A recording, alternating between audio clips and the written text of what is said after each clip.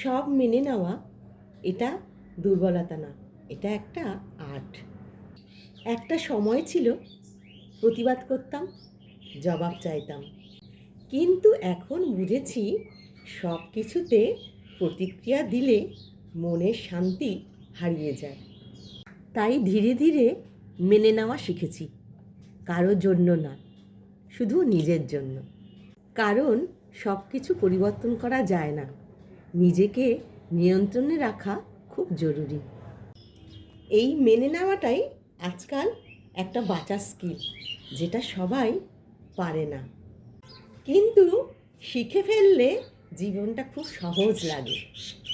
কি বন্ধুরা, ঠিক বললাম কি না? যদি ভালো লাগে সাবস্ক্রাইব করতে ভুলবেন না। আর যদি অন্য কিছু মনে হয় সেটাও কিন্তু আমার সাথে শেয়ার করতে ভুলো না। নন্দিনী ভালো লাগে যারা এখনও সাবস্ক্রাইব করোনি তারা অবশ্যই নন্দিনী ভালো লাগে সাবস্ক্রাইব করে নন্দিনী ভালো লাগার সাথে জুড়ে থেকো। আজ তবে এইটুকুই থাক, আবার আসবো আরেকদিন।